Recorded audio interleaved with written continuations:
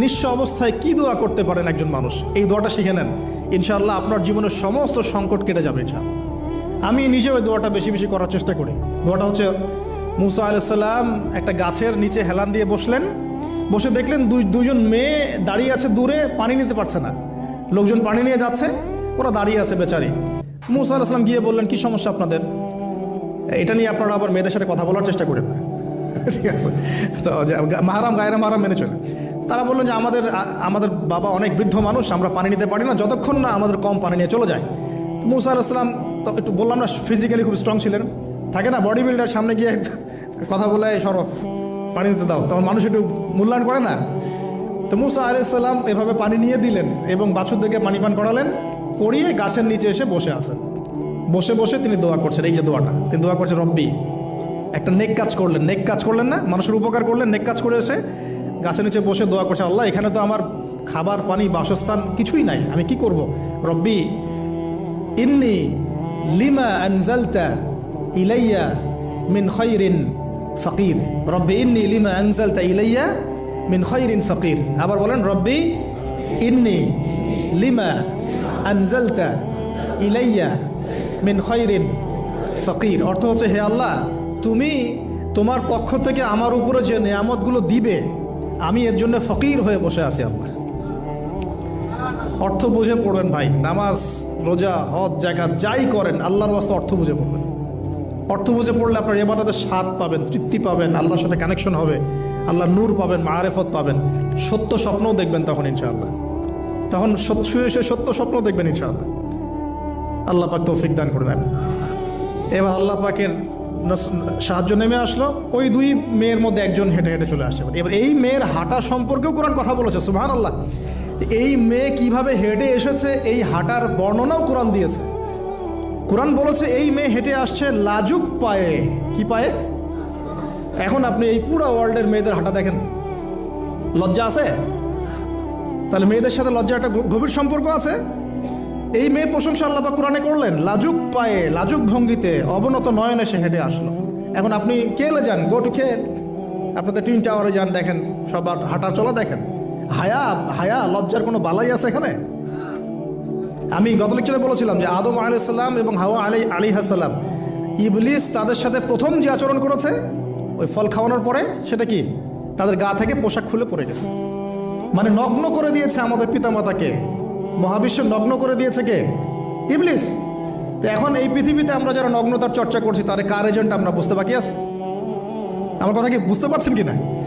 এই কানেকশন মেলানোর চেষ্টা করেন, ডটসগুলো মেলানোর চেষ্টা করেন। সামনে যাই প্রিয় ভাই, এই মেয়ে এসে বলছে, আমার বাবা আপনাকে ডাকেন, আমার বাবা আপনাকে ডাকছেন। তিনি গেলেন, বাবা শুআয়ব আলাইহিস সালাম। তখন এক বোন ইনডাইরেক্টলি বাবাকে বোঝাচ্ছে যে বিয়ে শাদী দিলে ভালো হয়। এক বোন বলছে যে আপনি তো তাকে পুরস্কৃত করতে চাচ্ছেন, তাহলে এরকম কওয়িউন আমিন একজন মানুষকে সবচেয়ে ভালোভাবে পুরস্কৃত করা যায় তার যথাযোগ্য প্রতিদান দেওয়ার মধ্য দিয়ে। তো মেয়ের ইশারা বাবা বুঝেছেন, তিনি নিজের এক মেয়ের সাথে মুসা আলাইহিস সালাম বিয়ে দিলেন, সুবহানাল্লাহ। তবে শর্ত দিলেন, দেনমোহর কি? মোহর তো নাই। মোহর কি? এবার মোহর হচ্ছে 8 বছর তোমাকে আমার ফার্মে কাজ করতে হবে। এটা আগেকার একটা স্টাইল ছিল, সুন্নাহ। এটা এখন নাই, যদিও আগে এরকম ছিল যে দেনমোহর দেওয়ার জন্য এই একটা পদ্ধতি ছিল। যেমন ইয়াকুব আলাইহিস সালামের ক্ষেত্রেও এরকম 7 বছরের কথা আসছে, তিনি 7 বছর তার শ্বশুরের ফার্মে কাজ করেছেন। এটা নতুন ছিল না ওই সময়, এটা কমন ছিল। এখন যেমন আমাদের দেশে কমন 10 লাখ টাকা মোহর হবে, 10,000 টাকা দিব, বাকিটা সব বাকি, তাই না? তো এরকম আর কি কমন কিছু বিষয় থাকে আর কি। আস্তাগফিরুল্লাহ, মাফ করো, বলবে বাসরাতে বলবে আমাকে মাফ করে দাও। শুরুতেই নিজের গায়রথহীনতার পরিচয় দিল। আবার এদিকে শ্বশুরের কাছে মাশাল্লাহ মোটা অঙ্কের ডোনেশন নিতে চাচ্ছে, যৌতুক। আর বিয়ে আমাদের ওখানে মাশাল্লাহ মানে কেনা বেচা, মেয়ে বিক্রি করতেছে আর ছেলে কিনতেছে। এবার 8 বছর পূর্ণ করা হলো, তিনি আরও 2 বছর 10 বছর পূর্ণ করলেন। এই 10 বছরে মুসা আলাইহিস সালাম নববী পরিবেশ পেলেন, অভিভাবক পেলেন, স্ত্রী পেলেন, প্রেমময়ী সন্তান ইত্যাদি সব কিছু। এবার আল্লাহ রাব্বুল আলামিন তাকে মিশরের দিকে যাওয়ার যে সময়টা এখন হয়ে গেছে, 10 বছর হয়ে গেছে, মিশরে যেতে হবে। যাওয়ার পথে স্ত্রীর প্রসব বেদনা উঠেছে। তখন মুসা আলাইহিস সালাম আগুন খুঁজছেন। আগুন কি খুঁজছেন ভাই? আগুন খুঁজতে তুর পাহাড়ের ওখানে গিয়ে দেখছেন যে আগুন গাছে জ্বলছে। সবুজ পাতার উপরে আগুন, তিনি অবাক। এই সময় আওয়াজ আসলো, বিসমিল্লাহির রহমানির রহিম, ইন্নী আনা রব্বুক ফাখলা'না আলাইক ইন্নাকা বিল ওয়াদিল মুকদ্দাস তুয়া।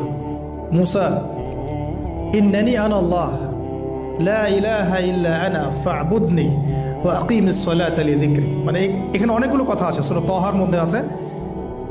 আওয়াজ চতুর্দিক থেকে ভেসে আসলো। মহান আল্লাহ রব্বুল আলামিন তার শান অনুযায়ী, তার ইজ্জত অনুযায়ী তিনি যেভাবে কথা বলেন সেভাবে মুসা আলাইহিস সালামের সাথে কথা বললেন। আল্লাহু আকবার।